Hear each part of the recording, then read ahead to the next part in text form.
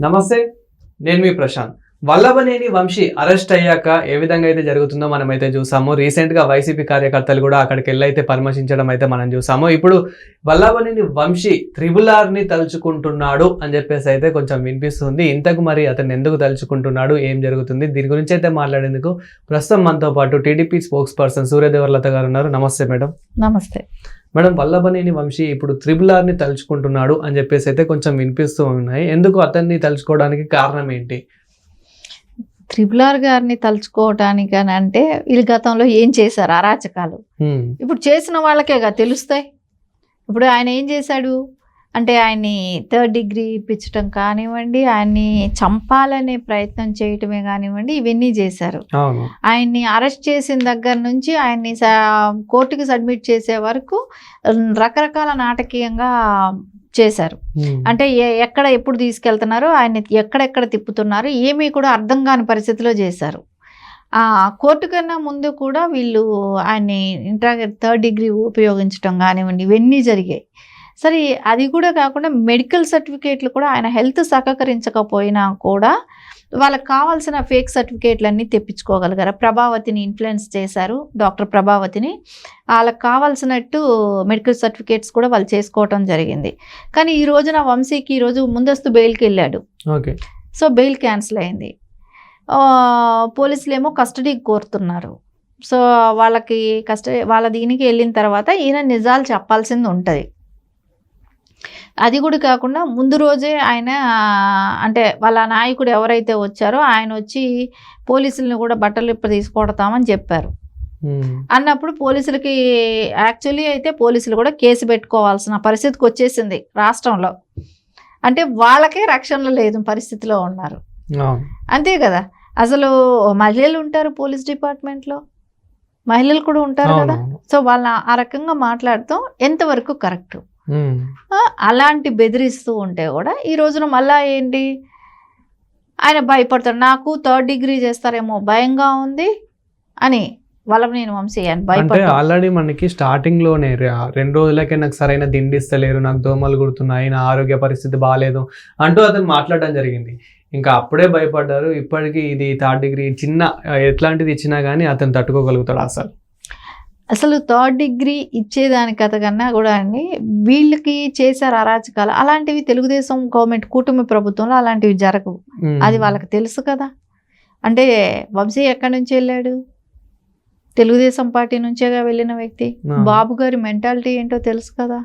అంటే వీళ్ళు ఏంటంటే దుర్మార్గంగా ఆలోచించడం ఏంటంటే ప్రజల్లోకి ఇట్లా తీసుకెళ్దాం, ప్రజల్ని ఈ రకంగా మెప్పిద్దాం అంటే కొట్టించాలనుకుంటే ఆయన పెద్ద విషయమా? ఎన్ని రోజులు పడుతుంది కొట్టించాలి? నిజంగా ఆయన్ని 3rd డిగ్రీ ఆయన మీద ఉపయోగించాలి అని అనుకుంటే ఎన్ని రోజులు పని చెప్పండి. ఈయన నుంచి హైదరాబాద్ నుంచి అమరావతి వెళ్ళి ఆంధ్ర వెళ్ళే లోపలే జరగదా? ఎవరు వెళ్తారు ఆయన వెనకాల? ఇంకొకళ్ళు ఎవరైనా ఆయన వెనకాల పెద్ద క్యాన్వాయ్ ఏమైనా వెళ్ళిందా? ఏం లేదు కదా. ఆయన కొట్టాలనుకుంటే ఎంత పని, ఎంతసేపు పడుతుంది? అలాంటివి ఎప్పుడు కూడా తెలుగుదేశం ప్రభుత్వం కక్షగా వాళ్ళని కొట్టించేసేయాలి. ఇవన్నీ జగన్మోహన్ రెడ్డికి తెలివి తక్కువతనంతో చేసే పనులు, అక్రమ కేసులు ఇవన్నీ కూడా. ఇక్కడ చంద్రబాబు నాయుడు గారికి అలాంటివి సింపతి అనేది రేపు పొద్దున వాళ్ళకు వర్కౌట్ అవుతుంది. ఆ వర్కౌట్ అయ్యేదాన్ని తెచ్చిపెట్టాలని ఏ నాయకుడు కూడా కోరుకోరు. అంటే ఒక పొలిటీషియన్ అనే వాళ్ళకి ఏంటంటే కొంతమంది జగన్మోహన్ రెడ్డి చేసే ప్రతి పిచ్చి పని కూడా అంటే గతంలో చేసినవన్నీ కూడా కక్షతో చేశాడు, అది బూమరాంగ్ అయింది, ఇప్పటికైతే చట్టంతో అంటే తన పని తను చేసుకోబోతుంది అన్నట్లయితే వెళ్తుంది. కానీ ఎవరు కూడా కక్షపూర్వకంగా మాత్రం ఎవరు కూడా చేయడం లేదు. అది ఇంకొకటి మీరు చెప్పారు ఇంత ముందు అన్నప్పుడు దిండి ఇవ్వలేదు, మా పరుపు లేదు, మంచం లేదు అని మాట్లాడాడు. అది ఎవరిస్తారు? ఎవరిని అడగాలి? ప్రభుత్వాలు ఇచ్చేసేది కాదు కదా, కోర్టు త్రూ పర్మిషన్ తీసుకుంటే ఇస్తారు. అదే నారా చంద్రబాబు నాయుడు గారికి దోమలు కుడుతున్నాయంటే రంభా ఊర్వశి కుడుతుందా అని మాట్లాడారు. దోమలు కుట్టకుండా రంభా ఊర్వశి వచ్చి కుడతారా అని అన్నారు. అదే వంశీకి ఎందుకు అది వర్తించదు? మీరు మాట్లాడిందేగా, వేరే వాళ్ళు మేమేం చెప్పట్లేదు కదా. అది మీకు మీరే మాట్లాడుకోవాలి, అర్థం చేసుకోవాల్సిన విషయం అది. ఇక్కడ ఎవరు కూడా ఆయన మీద ఏదో 3rd డిగ్రీ జరిగిపోతుంది, అది జరిగిపోతుంది, ఇది జరిగిపోతుంది అంటే ఇంకెవరికేం పని పడలేదా? ఇప్పుడు ఆంధ్రప్రదేశ్లో ఒక వల్లభనేని వంశీ ఒక్కడైనా అరెస్ట్ అయి ఉన్నాడు. ఎంతమంది అరెస్ట్ అవ్వట్లేదు రోజుకి? ఆయన ఒకడు అంతే. ఆయన ఏమి స్పెషల్ ఏం కాదు, ఒక ఎమ్మెల్యే. అరే మన దేశానికి మన దేశంలో జరిగిన దౌర్భాగ్యం కదా. కాకపోతే నారా చంద్రబాబు నాయుడు గారు 14 సంవత్సరాలు సీఎంగా చేసిన వ్యక్తి. ఆయన అది కూడా కాకుండా ప్రూఫ్లు, ఎవిడెన్స్లు ఏమీ లేకుండా కేసు పెట్టాడు, అక్రమ అరెస్టు. ఆయనదే 53 రోజులు ఏ రకంగా ఇబ్బంది పెట్టారు. ఆ స్థాయి వ్యక్తి వంశీ. దీని గురించి రోజు డిస్కషన్లు, దీని గురించి రోజు మాట్లాడుకోవటానికి. ఇప్పుడు వంశీ అరెస్ట్ అయ్యాక వైసీపీ వైసీపీ నేతలు ఎవరైతే ఉన్నారో వాళ్ళు కూడా భయపడుతున్నారు. ఎందుకంటే ఆల్రెడీ చాలా మంది అరెస్ట్ అవుతూ ఉన్నారు కాబట్టి మమ్మల్ని కూడా అంటే అరెస్ట్ చేస్తారేమో, మమ్మల్ని కూడా ఇలానే చేస్తారేమో అని చెప్పేసి కూడా భయపడుతూ ఉన్నారు చాలా మంది. అంటే ఇప్పుడు తప్పు చేసిన వాళ్ళకి ఆబ్వియస్లీ భయం ఉంటుంది. నీకు ఎవిడెన్స్ దొరికితే ఆ కేసు సీరియస్ ఉంటుంది. నువ్వు తప్పు చేయలేదు, కక్షపూరిత రాజకీయాలు అనుకుంటే ఏం చేయలేదు కదా. ఇప్పుడు కోర్టులు ఉంటే న్యాయస్థానం ఉంది, అక్కడికి వెళ్ళినప్పుడు నీది కరెక్ట్గా ఎవిడెన్స్ వాళ్ళు చూపెట్టనప్పుడు నీ కేసు కొట్టేస్తారు కదా. నీకు ఎందుకు భయం ఎందుకు? అంటే నువ్వు తప్పు చేసావు కాబట్టి నీకు ఈ రోజున భయపడుతున్నారు అందరూ కూడా. అంటే ఇప్పుడు ఇప్పటి వరకు అరెస్ట్ అయింది, ఏదైనా ఎవిడెన్స్ లేకుండా అరెస్ట్ అయిన కేసు ఏదైనా ఉందా చెప్పండి? ఏం లేదు కదా. అన్నీ పక్కా ఆధారాలతో, ఎవిడెన్స్తో జరుగుతున్న విషయం ఇవి. దీన్ని కూడా మళ్ళీ మసిపూసి మారేడుకాయ చేసినట్టు దీన్ని కూడా మళ్ళీ ఆయన ఏదో చంటి పిల్లాడిలాగా భయపడుతున్నాను అని అనడానికి మీరు చేసింది గతంలో మీకు గుర్తులేదా?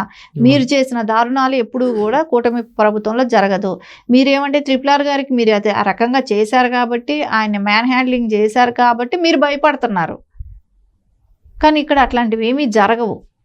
ఇది నీకు ఏదైతే లీగల్గా ఉంటుందో, ఏదైతే సాక్ష్యాధారాలు ఉంటాయో, ఏదైతే వీళ్ళు వాంగ్మూలం ఇస్తారో దాన్ని బట్టి నడుస్తుంది ఇక్కడ. అంతేగాని కక్షపూరితంగా చేసేస్తున్నారు, నన్నేదో చంపేస్తున్నారు, నన్నేదో ఇది చేసేస్తున్నారు అంటే నువ్వెవరు? ఎంతో మంది ఖైదీలు అరెస్ట్ అవుతున్నారు ఒక రోజుకి, వాళ్ళలో నువ్వొక్కడు. అంతేగాని నీకు స్పెషల్ ట్రీట్మెంట్ ఏం కావాలి, ఏమిస్తారు? అట్లా అంత నువ్వు స్పెషల్ ట్రీట్మెంట్ ఏదైనా కావాలనుకుంటే, నన్ను బాగా నాకు చాలా సౌకర్యాలు ఉండాలి, నేను జైల్లో ఉంటే కూడా అని అనుకుంటే కోర్టుని మీరు వెళ్ళాలి. కోర్టుకి వెళ్తే కోర్టు ఇచ్చిన పర్మిషన్స్తో మీకు అన్ని రకాల వసతులు కల్పిస్తారు. ఇప్పుడు నెక్స్ట్ అరెస్ట్ అయ్యేది కొడాలి నాని అని చెప్పేసి అయితే కొంచెం బాగా వినిపిస్తున్న పేరు ఇది. ఎందుకంటే మనం ఒక్కొక్కరు అరెస్ట్ కావడం చూస్తున్నాము. నెక్స్ట్ అరెస్ట్ అయ్యేది మాత్రం కొడాలి నానే అని చెప్పేసి ఫిక్స్ అయిపోతూ ఉన్నారు జనాలు. అంతే ఉన్నాయి కదా కేసులు ఆయన మీద కూడా.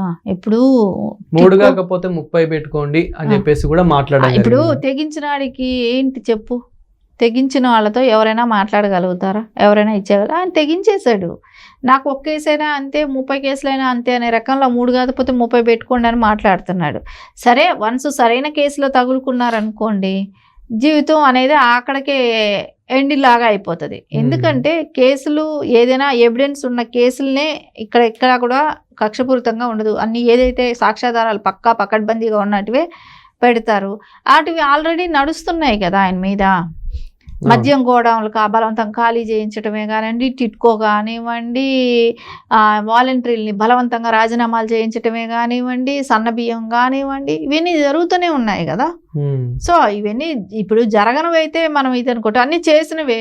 ఇప్పుడు రేపొద్దున అవన్నీ నడుస్తాయి. ఇంకా నువ్వు వాడు బెదిరించేదే కానివ్వండి, అక్కడ అధికారులను బెదిరించడమే కానివ్వండి, ఇసుక దందాలే కానివ్వండి, క్యాజినోలు కానివ్వండి, ఇవన్నీ ఉన్నాయి కదా నాని గారి మీద. సో వాటిని ఎదుర్కొంటాడు. సో దాని మీద